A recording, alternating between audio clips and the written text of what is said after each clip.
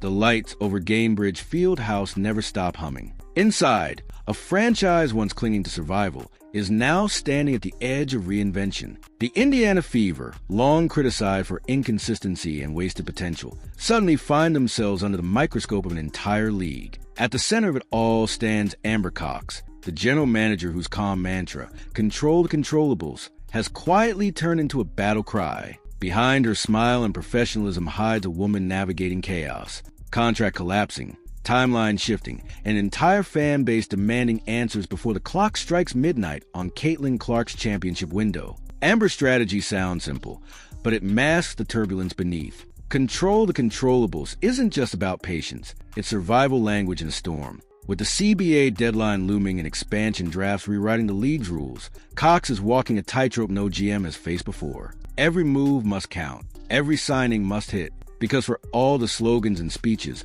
one truth rings loudest: the Caitlin Clark era is fragile. If this rebuild fails, the Fever won't just lose games, they'll lose the brightest star women's basketball has seen in decades. Inside those war room meetings, there's tension you could slice with a knife. Scouts shuffle papers, analysts whisper cap figures, and the words long-term control echo like a warning siren. Cox knows what's at stake: Caitlin's patience, Aaliyah Boston's loyalty, the city's faith. The Fever's future doesn't hinge on slogans. It hinges on execution. Control the controllables may sound steady, but beneath it beats the pulse of desperation. Because in the WNBA, patience runs out fast, and second chances rarely come twice. But there's something different about this new approach. It isn't blind optimism, it's calculated defiance. Amber Cox isn't waiting for luck to save her team. She's rebuilding the system itself. Her first move? Reshaping how the Fever even find players. After years of being outmaneuvered by franchises like Las Vegas and New York,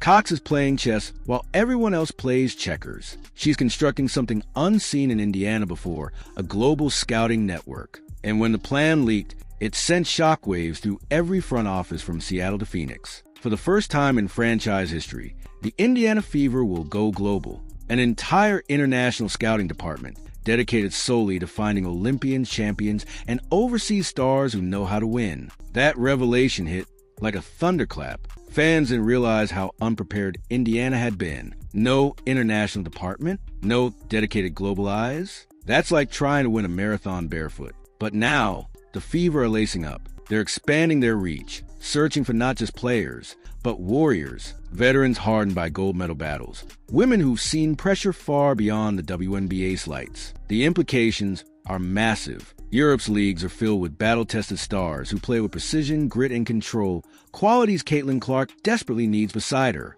These aren't unknowns. These are names whispered in Olympic tunnels and fiber corridors. Players who bring trophies and fan bases with them. Imagine one signing, igniting new ticket sales across continents. Cox understands that winning isn't just about basketball, it's business, and business needs momentum. If she can fuse international pedigree with homegrown firepower, Indiana stops being a small market story. It becomes an international brand. And that's exactly what Caitlin Clark represents: global magnetism. Her name sells out arenas and crashes ticket websites. But lately, that glow has started to fade. Inside the Fever offices, everyone knows the numbers. Jersey sales dipping, social media engagement slowing, empty seats returning. It's not just fatigue, it's fear. The Caitlin Clark effect, that once electrified women's basketball, is cooling and the league feels it. Without the right roster, her spotlight risks dimming into another what-if story. Cox's global plan isn't just about winning. It's about preserving the phenomenon that built the modern WNBA. Caitlin Clark was supposed to be untouchable, a rising legend rewriting record books while carrying a franchise on her shoulders. But the truth? The league didn't protect her. Year one was brutal. No whistle, no mercy. Just targeted fouls and cold shoulders. Year two brought confusion as head coach Stephanie White took the ball out of her hands. Fans screamed online, "Why take the world's best passer and hide her?" Every misstep, every bad call, every late game collapse carved away at her myth. The Fever's fan base could feel it slipping one highlight at a time. And that's why 2026 isn't just another season. It's redemption or ruin. The Fever know they can't rely on hype anymore. They need hardware, championships, legacy. Because in sports, legacy is oxygen. And right now, Caitlin's is running thin. The same fans who once worship her now question whether she can survive the system built around her. Amber Cox's job isn't just to build a team, it's to resurrect belief. To convince the world that the Caitlin Clark effect wasn't a trend, but the beginning of something historic. The pressure has never been heavier, yet hovering over everything is a ticking bomb, the new collective bargaining agreement. Halloween, CBA deadline day, isn't just spooky, it's seismic. Behind closed doors, league executives whisper that core designations could vanish. For Indiana, that means one terrifying scenario: losing Kelsey Mitchell, their most loyal veteran, the silent scorer who endured every losing season, could suddenly walk free. If that rule disappears, the Fever's foundation cracks instantly. And it's not just Mitchell. Every free agent, every contract extension, every budget assumption becomes a gamble overnight. Amber Cox isn't just playing for trophies. She's playing against time. The expansion drafts only raise the stakes higher. 2 new franchises, Portland Fire and Toronto Tempo, will join in 2026. 2 more predators in the talent pool. 2 more threats to everything Cox has built. The Fever remember the Golden State Valkyries expansion draft vividly. They lost Temi Fagbenel, then watched her dominate elsewhere. It was a wound that never healed. This time, losing another key player could destroy momentum entirely. The Fever must protect Clark, Boston, and whoever else they can, but you can't protect everyone. Somewhere, heartbreak is inevitable. Somewhere, another name will be stolen. But amid the panic, one name glows brighter than all: Kelsey Mitchell. She's the bridge between past suffering and future hope. Her loyalty through years of mediocrity turned her into Indiana's heartbeat. Yet that same loyalty could be tested if the rules change. With Supermax deals vanishing, Mitchell could easily jump to Las Vegas or New York. Super teams built to win now. Amber Cox knows that keeping her is non-negotiable. Lose Mitchell and you lose leadership. Lose leadership and Caitlin Clark's magic fades faster. Every negotiation, every text, every meeting, it all revolves around one woman's decision. Cox has already made it clear. Kelsey Mitchell is priority number 1. But words don't win free agency. Offers do. Can Indiana afford her while chasing global stars? Can they pay their cornerstone and still have room for veterans and rookies? These aren't hypotheticals. These are decisions being made in real time behind locked office doors. And yet, despite the uncertainty, Kelsey's silence speaks volumes. She hasn't demanded trades or stirred rumors. Deep down, she still believes in Caitlin Clark. In a league full of shifting loyalties, that kind of belief is gold, and Cox can't afford to waste it. Then there's the glue holding everything else together: Lexie Hull and Sophie Cunningham. 2 players who bleed effort and attitude. Hull, with her defensive intensity and quiet growth. Cunningham, with her fiery leadership and sharpshooting. Both could chase bigger contracts elsewhere, but they don't. They've made it clear they want to return. That loyalty is rare, especially in chaos. When stars flee, they're staying. And that says something powerful about what's being built in Indiana. Maybe, just maybe, beneath the rumors and panic, something real is taking root. Something stronger than contracts: chemistry. Hull's story mirrors the Fever's resilience. Once overlooked, she's evolved into a reliable 2-way wing who perfectly complements Caitlin's past first brilliance. Her restricted status means Indiana can match any offer. But will they? It's a question of value versus vision. Meanwhile, Cunningham's presence is more than points. It's pulse. She plays angry, emotional, alive. Every dive for a loose ball sends a message. The Fever won't be pushed around anymore. Together, they're not just role players. They're symbols of belief. In a league where stars get headlines, these 2 provide something more important: backbone. And yet, loyalty doesn't pay the bills. The Fever must balance emotion with economics. Every returning player tightens a salary cap.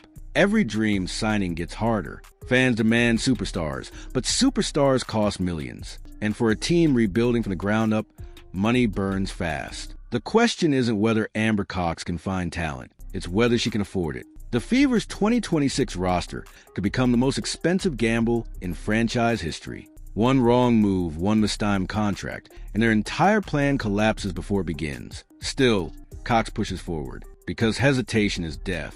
The Fever's blueprint feels audacious, borderline impossible. But then again, every super team starts as an impossible dream. Las Vegas did it. New York did it. Why not Indiana? Baskley's prediction paints a cinematic picture. Caitlin Clark running point, Kelsey Mitchell at shooting guard.